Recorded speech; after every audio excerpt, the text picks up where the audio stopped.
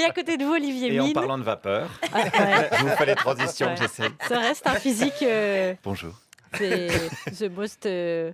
Calmez-vous. Oui, je vous sens On émoustillé. Earth, mais j'ai pas encore trouvé le mot du milieu, mais Olivier Mine jugera ensuite.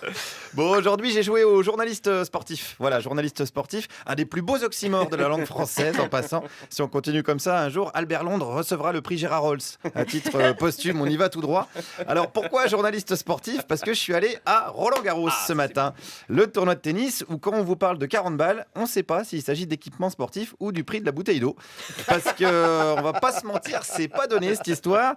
Mais c'est assumé, hein. Le tournoi est sponsorisé par la BNP et Rolex. Pas par le Secours Populaire et Flic Flac. Hein, donc voilà, ils assument. Moi, je suis allé y faire un tour pour parler de tout ça avec les vrais passionnés de tennis, des vrais fanatiques, hein, on pourrait dire, n'est-ce pas, monsieur ? Oui, pas plus que ça. C'est vrai ? Oui, c'est vrai. Mais qu'est-ce que vous foutez là ? C'est plaisir. C'est surprenant. Le plaisir de payer 120 € pour voir un sport qu'on n'aime pas ? C'est ça. Non, j'aime bien, mais pas un grand fan. Voilà, hein, c'est vrai que c'est toujours dommage de ne pas péter son PEL pour se payer l'entrée. C'est con de se refuser un crédit CTLM pour manger un sandwich. Hein, pourtant, moi, je suis pas radin, hein, je vous jure, mais à un moment donné, j'ai eu soif, et ben j'ai préféré avaler ma salive. Hein, je vous le dis comme je le pense. J'ai même flippé qu'on vienne me demander de la thune après. Bon, parce que bon, faut les payer les joueurs de tennis en même temps. Les joueuses, on peut se permettre de les payer moins cher, c'est des femmes, heureusement, mais ça fait beaucoup de pognon au final, n'est-ce pas, monsieur ? Je comprends pourquoi au niveau des impôts, il y en a qui s'expatrient un petit peu, ça fait financièrement au niveau fiscal, disons, j'imagine, je peux les comprendre. Vous les comprenez, mais est-ce que vous leur en voulez ? Oh, je leur en veux pas, encore une fois, je pense que je serai à leur place, je ferai la même chose, comme tout le monde, je pense. Bah évidemment, hein, si on pouvait, on aurait tous profité des infrastructures publiques pour devenir champion de tennis, et puis on se serait barré, et puis c'est tout. Hein, c'est flippant la fiscalité pour des riches tennismen en France. Olivier, quand vous les receviez à Fort Boyard, il fallait mettre une épreuve feuille d'impôt. Il n'y a pas son Ah voilà, ils auraient galéré. Félindra, tête de contrôleur du fisc. Tiens, je vous donne des idées pour la saison prochaine.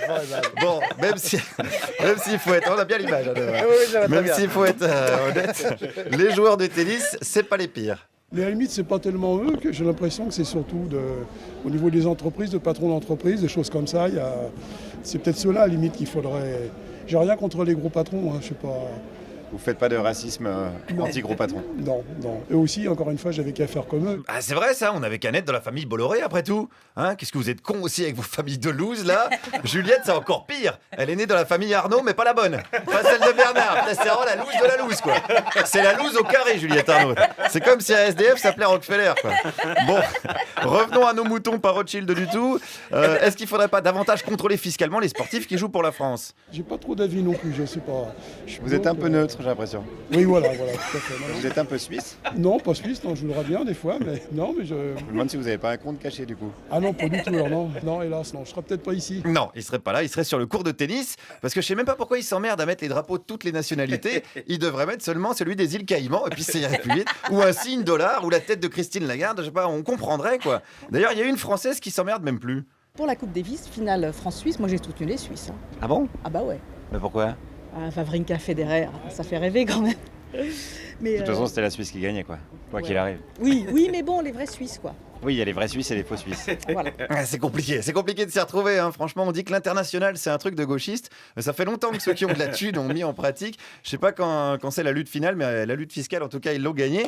Les vieux riches ont même réussi à vous faire bosser un jour de Pentecôte en solidarité avec eux. C'est pas balèze, ça, quand même. D'ailleurs, à Roland-Garros, il y avait des gens venus pour travailler, pour organiser quoi ? Pour le tournoi 13-14 ans, BNP Paribas. Ça veut dire que même le tournoi des gamins est sponsorisé par la BNP. Voilà, c'est ça. Ils ont des filiales dans les paradis fiscaux et tout. Est-ce que c'est un bon exemple pour les gosses ? Bon, je sais pas, là, je vais pas à moi de juger. Eux, ils pensent déjà à devenir des bons joueurs de tennis.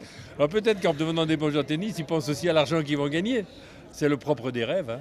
C'est beau ce que vous dites. Bah, je sais, je pense, oui. Bah, évidemment, c'est beau. À Roland-Garros, il n'y a pas que la terre qui est battue, il y a aussi la probité et la décence. Il y a de vraies enquêtes qui se perdent sur les dessous du sport de haut niveau, en espérant que journaliste d'investigation ne devienne pas trop vite un oxymore. Guillaume Meurice, merci beaucoup, Guillaume, sur le terrain ce matin de Roland-Garros. C'est vrai.